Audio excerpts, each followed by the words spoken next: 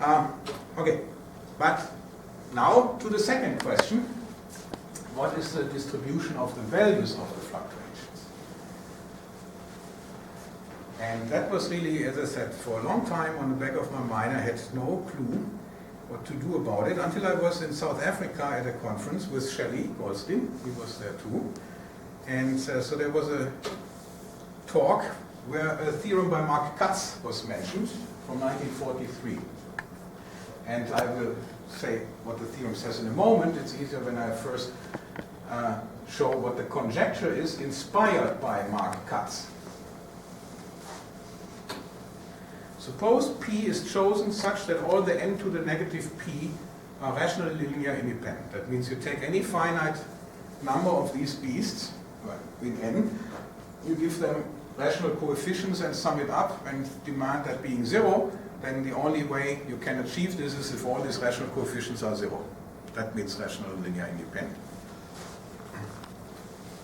Then, as capital T goes to infinity, and capital T shows up here. So you look at the range of x values here, between 0 and capital T. And so that means you are taking also the reciprocal of T in front of it. Yeah? And you are asking for the measure, say the back measure, that of that subset of x's between 0 and t, for which this partial sum that goes from little n equals 1 to n sub p, n sub p I had defined earlier, right, normalized by square root of 2 over np, oscillates between a and b, takes values between a and b. What is the relative measure? And so as t goes to infinity, of course x becomes larger. This grows, however, also. And the conjecture is that you get basically the central limit theorem for that. So why is that inspired by Mark Katz? Well, Mark Katz actually has a different theorem, and he keeps n fixed first. So this is much stronger than what you had before? This is a stronger version of the inequalities? Yeah, this is about now really the distribution of the values, not just the excursions in terms of the bound, how far they go. Now, this is really in between, how often does a certain range of values get visited. And this is a theorem or a conjecture? No, that's a conjecture. And that is inspired by a theorem of Mark Katz, and I'm telling you now what the theorem is. The theorem of Mark Katz is such that he doesn't have an n that depends on x itself. So you fix some n, okay? And for this fixed n, otherwise you have the same expression. Then for this fixed n, for any fixed n, you take the limit as capital T goes to infinity of this object. And then you take the limit as capital N goes to infinity, and what you obtain then is here.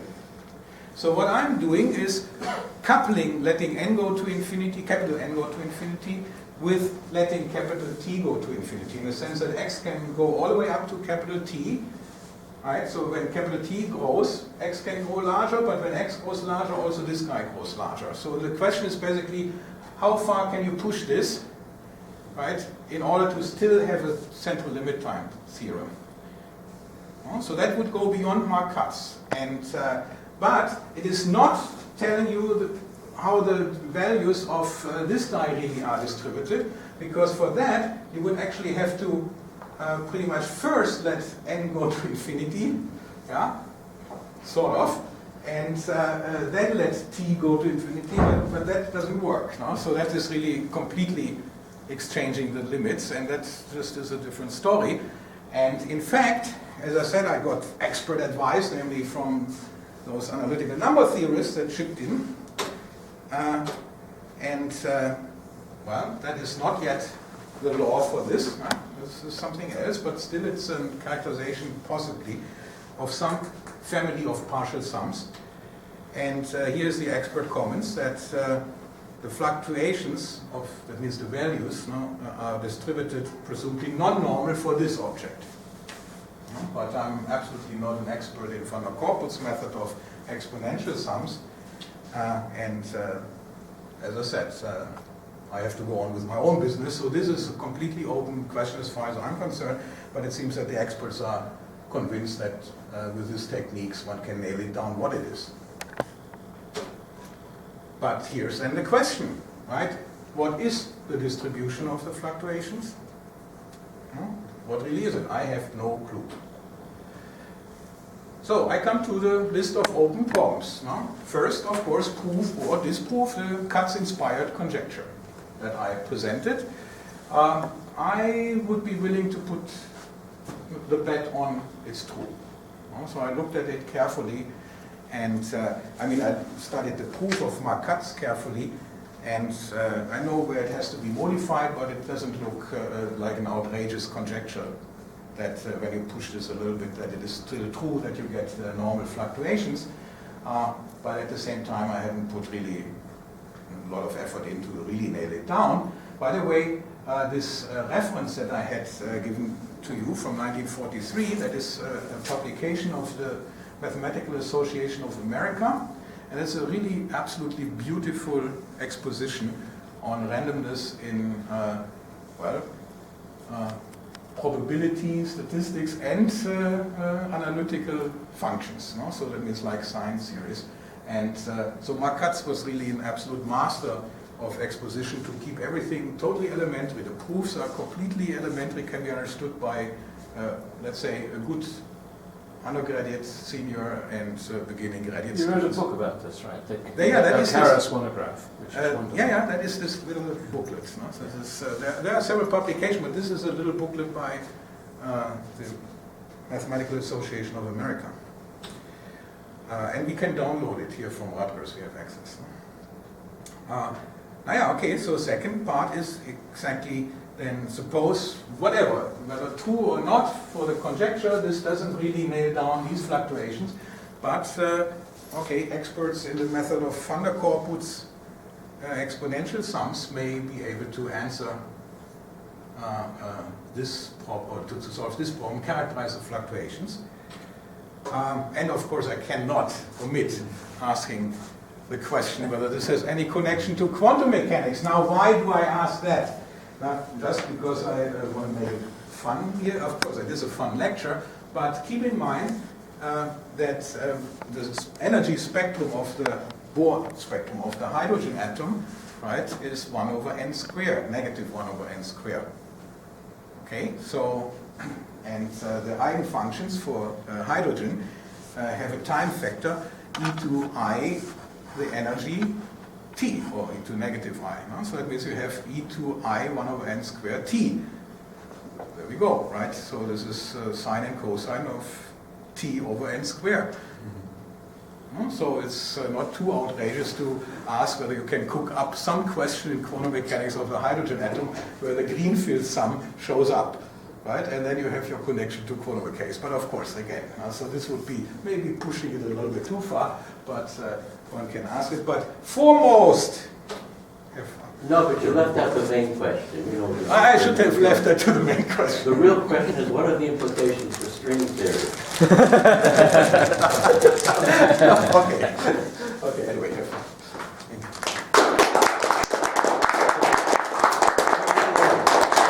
Beautiful talk. Technical questions? So the experts, so is it possible to test numerically the central limit type theorem? I mean, you can get some numerical evidence, presumably, by running the computer long enough. One problem I had already when I tried to make these plots, when I go back here, to some of these plots. So, here, for instance, this one. I presumably did it in a very stupid way, but just summing it up, and then you see this is highly oscillatory. In order to really plot it, you have to make very fine steps. That means you have to sum a lot of terms, blah, blah, blah. And otherwise you cannot trust the plot. And so at some point I made it so big that when I wanted them to look at the picture, the computer froze, because the file was just too big. I mean, my laptop, I couldn't handle it anymore. And so If you want to do empirical studies on the fluctuation, they have to go here. Some skilled person that knows how to tickle this out without overloading the computer with data may be able to do it, but Well, it's one thing to get a hint on what the distribution is, but it's another to see that it's not normal. Is there any hint that can you see that it's not normal? yeah, as I said, these experts in analytical number theory, that means referees I had said, therefore I don't know who these people are, but they were completely convinced that this is not normal. No? So and I think on theoretical grounds. on theoretical Yeah. grounds. No? So they couldn't tell me what it really is, or they didn't tell me at least. But they agreed all that for these and these reasons it cannot be. And I'm pretty sure if you talk to Henrik or to Steve Miller or to Alex Kontorovich, they will presumably have it at their fingertips why one should not expect this to be normal. No? If it's not normal, then your conjecture is necessarily wrong, or they can... No, normal means the fluctuation of this piece. The conjecture I have was not for this, Yes. but for a partial sum approximation. And the funny thing is, what Mark Katz proved is if I take a fixed partial sum, but the whole family of these, but I fix my n, then I take my time averaging, and then I look at the limit as n goes to infinity of these time averages for the fixed partial sums. Then it is normal. That's Mark Katz. No? And my conjecture is that there is some way of coupling the limit of the time averaging and of how long the partial sum is, and it is still normal, but you cannot completely exchange it because of the comments of the analytical number theorists to completely exchange the limit of n to infinity and then the time averaging should not be normal. No? But there must be somehow some limit to which you can push it so that Mark Katz's statement is still true. And the reason is simply that when you look at some more and more terms, that the time averaging actually always goes over many cycles of the sine functions that are in your partial sum if the n doesn't grow too fast. No? So eventually by time averaging you always pick up enough cycles so that there is a good enough statistics involved. If you let, however, n grow too fast, then there is always some wavelength that is longer than the average of the time window that you are taking. So that's not good. No? So therefore there's some trade-off that one has to pay attention to. How important was sine? What if you replace it by something else? That's a good question. Like tangent. Like tangent. Like tangent, no idea.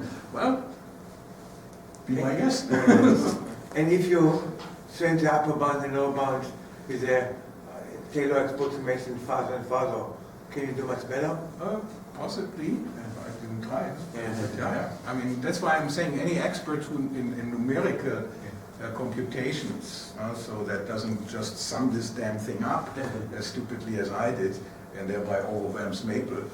So they can do presumably much better. No? So there may be very intelligent shortcuts. I have no clue. Yeah. So what if you like replace the n to the minus p by something like e to the minus n?